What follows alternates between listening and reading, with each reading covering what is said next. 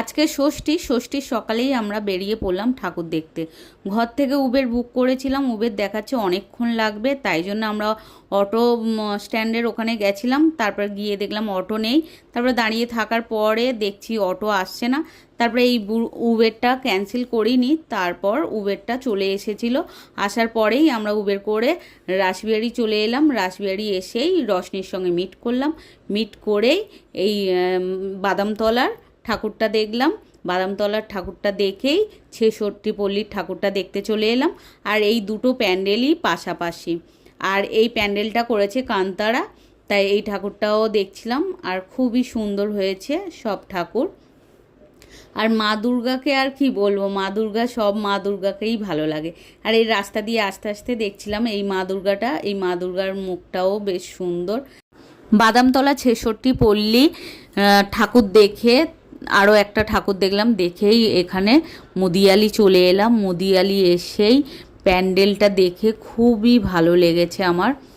প্যান্ডেলটা দেখছিলাম, খুব ভালোভাবে দেখছিলাম, এত সুন্দর লাগছিল প্যান্ডেলটা।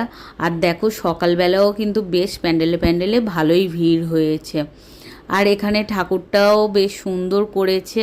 আর এখানে না সরাই অনেক রকমের ঠাকুর আছে, আমার ভালো করে দেখা হয়নি। আমি যখন এই ক্লোজ করে দেখলাম যে সরার মধ্যে মা সরস্বতী, ওটাই দেখলাম। আর এখানে ঠাকুরের মুখটা দেখো খুবই সুন্দর।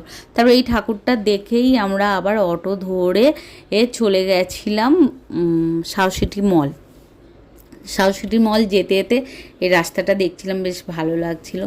তারপরে সাউথ মল গেলাম, গিয়েই দেখলাম যে দুর্গা মায়ের মুখটা কত সুন্দর লাগছে, বেশ ভালো লাগছিল দুর্গা মায়ের মুখটা। তারপর হচ্ছে রশনির দিদির সঙ্গে দেখা হলো, রশনির দিদির সঙ্গে গেলাম।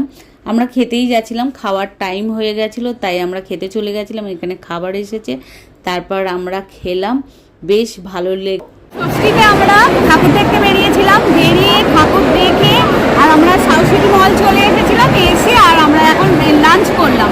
এবার লাঞ্চ করা হয়ে গেছে, এবার আইসক্রিম খাবো, খেয়ে আর বাড়ি। হ্যাঁ, আমরা খাবো সফটি। বাবুকে কোনোদিন খাওয়াইনি, ও হচ্ছে সফটি খাবে, ও নিজেই সফটি, এই যে সফটি। আর আমরা কিন্তু প্রচুর মজা করেছি, ঠিক আছে? তোমরা কিন্তু ডেফিনেটলি লাইক করো। এখানে আমরা সবাই মিলে আইসক্রিম খেলাম, বেশ মজা করলাম, গল্প করলাম, বেশ অনেকটা টাইম কাটালাম আইসক্রিম খেতে খেতে। তারপর বাড়ি চলে এলাম। বাড়ি আসার সময় দেখছি রাস্তাটা ফাঁকা, বেশ ভালো লাগছিল, যেহেতু দুপুরবেলায় বলে। এই ভিডিওটা তোমাদের কেমন লাগলো অবশ্যই কমেন্ট করে বলো।